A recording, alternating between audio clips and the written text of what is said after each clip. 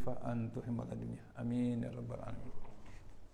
Ya Allah, pagi ini untuk tazkirah pagi Jumaat di skala media ya, kita sambung daripada tadi kita punya Iqra, kita terus ambil pada nota My Quran Time ya. Ya, tengah panas juga sekarang ni ya. Ya, kita raikanlah maksudnya Quran, bukan kita lain, maksudnya Quran ni kita kena raikanlah dengan keadaan semasa yang hebat sekarang ni.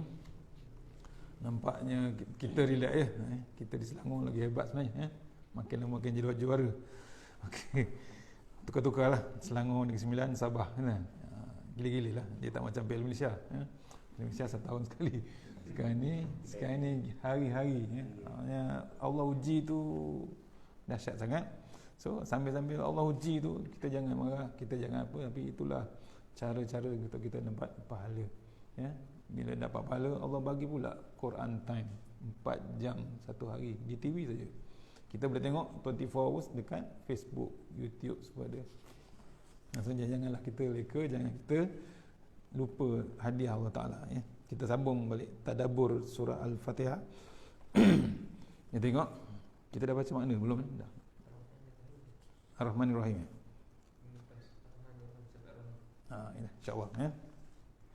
Kita tengok ayat pertama, Bismillahirrahmanirrahim, dah sudah ya, dengan pujian bagi Allah dan sifatnya. Yang kedua, dah sudah Bismillah sudah Kita masuk ayat kedua Alhamdulillahirabbil alamin ya. Tengok, segala puji bagi Allah ya, Rabb alam semesta. Maksudnya perasaan memuji Allah Subhanahu Wa Taala adalah satu rasa istimewa yang akan memenuhi hati orang mukmin apabila menyebutnya. Terdapat perbezaan antara alhamdu dan juga al-syukru. Adalah pujian yang khusus untuk Allah Subhanahu Wa Taala. Selayak-layaknya pujian itu ditujukan kepada Allah. Kemudian manakala al-syukru itu pula hanya dilafazkan selepas mendapat atau merasai sesuatu perkara. Maknanya kesyukuran itu terbit hanya selepas mendapat sebab. Maknanya sebab tu kita syukur ya, maksudnya alhamdulillah. Yang berhak dipuji adalah Allah Taala. Tu ya, jangan kita kena ingat kata Datuk Ismail Kamus, kita ni jangan suka dipuji ya, kita jangan seronok dipuji ya. Kata dia apa? Ramai orang suka dipuji walaupun tidak betul. Tidak ramai orang suka dikeji walaupun betul. Apa contohnya? Dia dah berumur dah. Kita puji dia,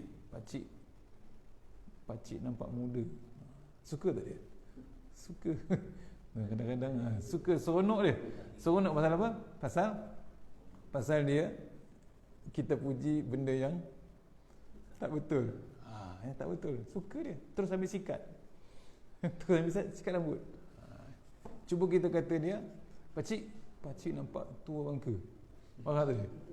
Marah dia. Ya. Pernah pengalaman saya tanya surau dekat nak ikut Datuk Ismail Kamus punya kuliah security guard di bangunan Kuala Lumpur. Pakcik, mana surau? Apa pakcik? Kita bagi salam lah. Apa pakcik? Ingat aku tua sangat. Marah dia. Sebab tu kadang orang yang tak mahu menafikan tu. Tidak ramai orang suka dikeji walaupun betul. Tu.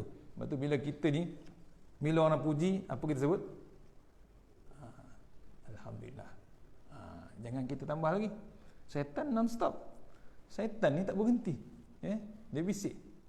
Kadang-kadang kita, yalah, yang biasa ni orang berumur lah. Kalau orang puji, smart kau hari ni. Tak apa. Dia sebut Alhamdulillah, tapi di ujung tu syaitan dia nak tegak juga kan. Tahu tak apa. Baju cantik ni, jubah kan. Pakai jubah, pakai serban. Smart hari ni. Alhamdulillah, tahu tak apa. Ujung tu, itu yang rosak. Syaitan senyap, syaitan suka. Walaupun dia orang masjid, orang surau, orang solat. Tu hati-hati kita. Syaitan ni tak berhenti sebenarnya. Selagi kita tak dicabut nyawa ni, dia akan terus, dia akan terus ganggu kita, dia akan terus hiaskan kita. Tapi Allah sebenarnya jaga kita sebenarnya. Sebab tu kita jaga Allah Taala balik, ya. Kalimah alhamdulillah rabbil alamin, ya, dalam nota ni telah disebut sebanyak 68 kali dalam Quran. Ni orang catat ni, bukan saya catat, orang catat, catatan orang. Disebut dalam Quran, disebut 68 kali di dalam Quran. Perkara utama ialah apabila kita mendapat sesuatu nikmat, sebutlah alhamdulillahi rabbil alamin. Agar bila mana orang lain mendapat nikmat yang lebih, kita tidak akan berasa dengki. Ni, ya. Bila kita sebut, kita orang dapat nikmat, kita jangan dengki. Itu memang Allah bagi dia. Maksudnya kita jangan kita rasa dengki. Ucapan alhamdulillah rabbil alamin ini adalah sangat bernilai. Ia lebih bernilai daripada apa-apa saja, termasuk apa saja perkara yang kita dapat, sehinggalah kita mengucapkan alhamdulillah rabbil alamin. Tu jangan kita lekang pada alhamdulillah. Jadi zikir tu, ya, duduk-duduk tu jadi zikir. Kita selalu menyebut, ni live ni tengah live ni, ya, audio kuliah skala media, kita selalu menyebut alhamdulillah ketika mendapat nikmat gaji contohnya, betul, hadiah daripada kawan ataupun sebagainya. Tapi bagaimana pula kalau kita diuji dengan musibah, bila diuji dengan musibah, macam mana pula kita? Misalnya wang kita hilang, kesihatan kita ditarik, adakah kita akan menyebut lafaz pujian tersebut atau sebaliknya? Tu bila uji, bila dapat gaji alhamdulillah, betul, bila dapat hadiah alhamdulillah, naik pangkat alhamdulillah. Tapi kalau kita diuji macam mana? Bila tak bekerja macam mana? Allahu akbar. Tu kita lupa, katanya kita balik pada Allah Taala, ya.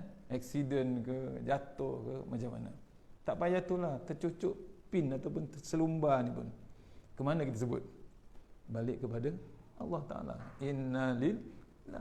Itu bukan untuk orang mati sebenarnya, ya. Kita orang Melayu ni, kita punya perangai innalillah tu dah mati. Tak payah innalillah, baca surah Yasin tu pun mati ke? Tu pun kan, ya. Sekali saya ziarah, saya satu keluarga ziarah orang nazak lah. So kita tak ada nak duduk tercongor dan tu buat apa? Baik kita baca Quran, betul, menyenangkan dia ataupun membaikkan dia lah sebenarnya, menyembuhkan dia. Cara dia Yasin, baca Yasin. Depan tu ada grup makcik-makcik, kita baca Yasin satu keluarga. Beralih makcik tu, kami tak mati lagi, dia kata. Dia bimbang, kita ingatkan padahal depan tu orang sakit, dia ni hidup sihat, dia bimbang kita baca Yasin untuk dia. Allah Ta'ala, tu rigidnya perangai manusia, budaya dia jadi budaya. Yasin tu khas untuk orang mati, padahal Yasin tu kena baca hari-hari, pasal Yasin tu hati Al-Quran, hati Quran, jantung Quran Yasin. Betul Nabi ajar kita, Tuan Guru Datuk Sembilan Musa Husan baca Yasin pagi-pagi. Antaranya tak baca habis pun tak apa, surah Yasin 1 sampai 9, sampai waja'alna min baini aidihim saddan wa min khalfihim saddan fa'aghshaynahum fahum la yubsirun. Kita niat untuk dijauhkan daripada pandangan musuh. Musuh ada dua, satu yang nampak, satu lagi yang tak nampak. Tapi jangan niat lain, Tuan Guru, jangan kita niat lain, kita niat lain, jadi kemungkinan jadi niat perut orang terkembung, jadi dulu kan macam tu, hilang motor ke hilang apa, dibacakan untuk imam tu Yasin, kembung perut dia, niat dia. Ataupun kita niat nak jadi invisible man, balik orang rumah tak nampak, takut jadi. Kita balik dah lama dah, mandi siap dah, duduk atas meja, orang tak nampak. Pasal hati Yasin mengikut niat kita, jaga, tu Yasin, tu antara perisai dalam hidup kita, Balik pada Al-Fatihah tadi, kita selalu menyebut alhamdulillah bila menerima. Ini sudah. Apakah ujian yang diberi, yakinlah. Apapun ujian yang diberi, yakinlah Allah Subhanahu Wa Taala Maha Penyayang. Satu nikmat yang ditarik akan tetap diganti dengan nikmat-nikmat yang lain pula. Ingat, jangan terlalu lama dan tenggelam dalam kesedihan kerana masih banyak nikmat lain yang harus disyukuri. Maksudnya kita ni banyak perlu syukur. Pasal apa? Betul Malaysia dalam COVID-19, tapi kita masih boleh makan. Tengok dah lidah lah. Boleh kita makan lagi. Ada tempat di Syria, di Rohingya, di Palestin tak ada makanan. Tak ada makanan pula, sejuk. Sejuk. Saya pergi di kawasan Turki di Istanbul. Dia bagi orang Turki bagi masuk Syria. Dia tak cakap pelarian. Tu hebatnya orang Turki ni, dia tak panggil orang Syria ni pelarian. Dia tak panggil orang Palestin ni, orang Arab ni pelarian. Dia panggil apa? Kata Endogen, itu tetamu kita. Tu hebatnya orang Islam di sana. Mana tapak orang Islam di situlah saudara kita. Kita tak boleh anggap sebagai pendatang ke pelarian. Maknanya kita ni kadang menyombong juga kita kat negara kita ni. Sebab tu kena hati, tapi kena kontrol lah. Jangan sampai melampau kan. Ni sampai meniaga apa semua. Itu kena renung juga sebab kan, sampai kita pula tertindas pun satu hal juga. Kena manage. Maknanya bila pentadbiran ni kena betul-betul pentadbiran lah. Betul-betul ikut hukum Allah Ta'ala. Bila ikut hukum Allah Ta'ala, dia ada bab integriti, bab amanah, bab jujur. Tu contoh. Justru teruslah jadi hamba yang sentiasa berterima kasih kepada Allah Subhanahu Wa Ta'ala dalam apa jua situasi. Jangan berhenti menyebut Alhamdulillah Rabbil Alamin. Kerana lafaz inilah yang akan menunjukkan kita hamba bersyukur. Kita dah bersyukur. Kita mesti bersyukur pasal kita masih bekerja lagi. Ada tempat lain ada yang tak bekerja. Ramai. Semalam saya tengok list dia, ya Allah. Memang ramai tak bekerja. Ada yang dah tutup. Betul? Ada tutup office. Kita masih bersyukur boleh kerja lagi 5 hari. Siap makan lagi, siap ada kuliah lagi. Nampak? Siap ada start datang lagi untuk kuliah, untuk belajar Iqra. Walaupun dah ada Iqra, ada baca Quran di TV Hijrah, tapi office ni bagi lagi nikmat. Office lain belum tahu lagi. Kemungkinan belum tahu lagi. Nampak? Maknanya kita bersyukur. Bila bersyukur ni kita buat sebenar-benarnya. Bekerja sebenar-benarnya. Masa di office macam mana, masa kita bekerja macam mana, buat kerja macam mana. Itu dengan kita ambil peluang bab contoh photo state. Ini simple ya. Ni cerita-cerita orang pencen lah menceritakan saya. Bila dia dah pencen tu, baru dia teringat masa dia kerja tu ada benda yang tak sepatutnya dia buat. Dia tak sepatutnya dia buat. Gaji dapat. Bila gaji dapat, maknanya kena renung. Gaji tu berbaloi ke dengan pekerjaan dia. Untuk kena renung kita.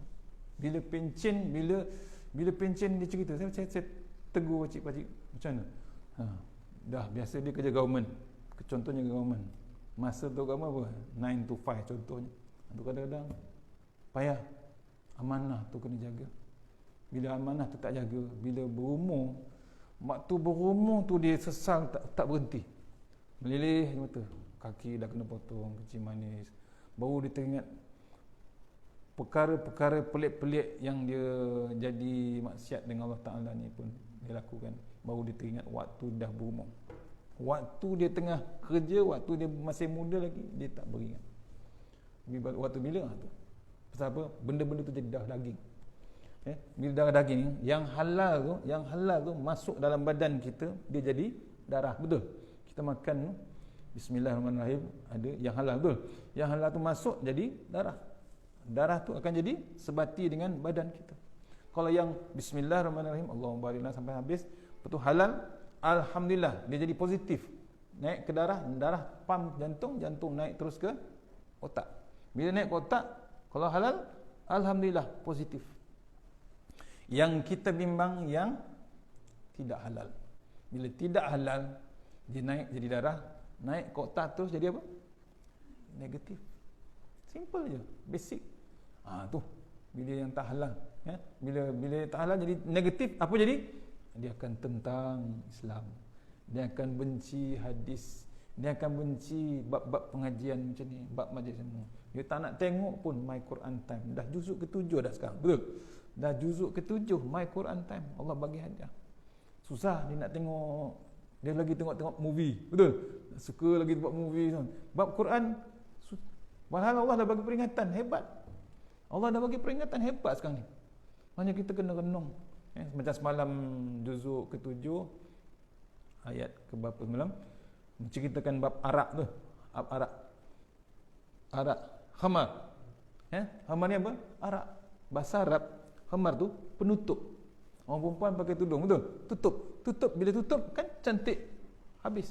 Tapi ini khamar tutup, apa jadi? Dia tutup pemikiran kita.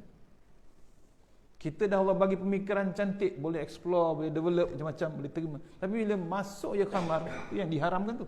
Kata apa? Masuk je khamar dalam badan kita walaupun setitik aja, dia tutup pemikiran kita. Bila tutup pemikiran jadi apa? Tu jadi taiko, jadi gangster, jadi apa macam-macam. Orang boleh bunuh orang, boleh mabuk, langgar orang, macam-macam berlaku. Maksudnya kena cari. Bab tu bila bacakan Al-Quran tu dalil. Maksudnya kita ni kenapa kemungkinan antara ulama kata naik balik COVID-19 kenapa? Pasal perangai kita. Perangai kita, fi'il kita, status kita dengan Allah Ta'ala. Ya, timeline kita dengan Allah Ta'ala macam mana? Kadang-kadang kita jauh sama sangat. Tu pentingan bila bab bekerja ni kita ada pentingkan bab keberkatan. Macam di sembahyang, waktu sembahyang keberadaan kita dengan Allah Ta'ala. Hati tu kat mana waktu sembahyang? Tu yang kita takut. Bukan saja sembahyang je. Bila bekerja ni jagalah keberkatan. Keberkatan macam impak macam-macam. Sama dengan arak semalam. Arak tu cerita bila tak jaga yang Allah bagi. Pasal apa? Dalil dah cukup dalam Al-Quran. Diulang-ulang banyak kali bab khamar tu. Khamar tu arak. Apa lagi bab judi. Bab tu bila nak kena renungkan di Malaysia ni, selamat tak ada cara lain. Apa kata Tuan Guru Arundin? Satu masa nanti sampai Allah akan kerah kita, akan patah balik kita betul-betul dengan Allah Ta'ala, baru reda. Betul lah kata Tuan Guru, dah meninggal lah Tuan Guru Arundin. Selagi kita tak balik dengan Allah Ta'ala, selagi kita tak balik dengan kitab Allah Ta'ala, selagi tu kemungkinan COVID ni pun tak mungkin habis. Dia akan bermaharaja. Tak kira siapa cipta, tapi yang menciptanya sebenarnya adalah Allah Ta'ala. Itu tentera Allah Ta'ala. Belum diceritakan oleh umat dulu, tak diceritakan ulama-ulama ni. Allah punya kerja. Sampai syaitan pun tengok pening. Betul? Syaitan tengok pelik. Dulu syaitan waktu kita sembahyang was-was kita, kacau kita. Betul? Sekarang 1 meter. Betul? Jauh, saf, habis. Melompat-lompat syaitan, bukan kambing hitam lagi dah. Syaitan hitam tak. Ni 1 meter, beratur syaitan. Tepuk tangan. Langsung ni Jumaat berapa kali tak sembahyang tuan. Allah tuan-tuan kena renung. Makin lama sebenarnya kita bimbang tu, makin lama kita makin jauh dengan Allah Taala. Kita makin jauh dengan Allah Taala, dengan jarak kita dengan surau, jarak kita dengan masjid. Hari ni pula hari Jumaat tak kena buat sedih tu, kena ada sebenarnya. Cari jalan untuk kita dekat dengan Allah SWT. Tu dicerita dalam Al-Fatihah ni, ya, sikit lagi.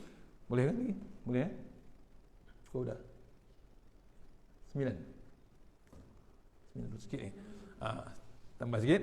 Katakanlah kita mendapat satu nikmat daripada Allah SWT, lantas kita memuji dan mengucap syukur kepadanya dengan berkata Alhamdulillah Rabbil Alamin. Ucapan itu lebih bernilai daripada wang yang kita dapat. Ini kerana wang yang akan habis. Tetapi ucapan syukur Alhamdulillah Rabbil Alamin itu akan ditulis di dalam kitab amalan kita, dan ia akan kekal sampai bila-bila. Ni Al-Fatihah ni panjang sebenarnya, hanya kita jaga bab Quran ni, kita teruskan, jangan kita tangguh. Kalau dah habis belajar di sini pun kita kena cari jalan untuk mengaji Quran ni terus. Boleh? Yang praktikal ni. Jangan kita berhenti. Di surau ada, di masjid ada. Tajwid ni penting. Yang kedua, poin minggu ni poin tajwid ni pengenalan ilmu tajwid, memperelokkan atau mencantikkan sesuatu. Ni kita baca basic ni. Nak sebut ha tadi pun ada pening betul. Ustaz pening tadi. Ha, jin. Ha pedas, ha. Alham, yang macam-macam. Tu detail sifat dia, ya. Kita akan tengok, kita akan baca dalam ni pun ada bab ni. Kemudian istilahnya pentingnya ilmu tajwid ni, ya, memberi atau meletakkan setiap satu huruf apa yang patut baginya ihaknya dari segi sifat-sifat huruf, seperti menyatakan atau menyembunyikan. Nampak? Nak tengok detail, pergi ke Quran nanti, ya, dapat sifat. Juga apa-apa yang terhasil daripada sifat-sifat itu seperti tebal, nipis dan sebagainya. Nampak? Tu poin tajwid. Kemudian betapa pentingnya ilmu tajwid apabila Allah SWT menentukan cara khusus membaca Quran. Ia merangkumi tertib bacaan, sebutan huruf atau makhraj, juga mengetahui tempat yang perlu didengungkan atau menghentikan bacaan, serta hukum panjang dan pendek. Ini adalah antara asas penting dalam pengenalan ilmu tajwid. Mempelajari ilmu tajwid ini merupakan fardu kifayah. Kemudian, yakni jika ada sebahagian sudah mempelajari, maka gugurlah kewajipan yang lain. Namun membaca Quran dengan bertajwid merupakan suatu kelaziman dan kemestian.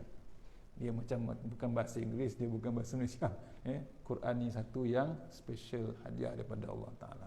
Kalaulah ulama tidak membuat ilmu tajwid kepada kita, nescaya suara Al-Quran pasti akan hilang. Betul tak betul?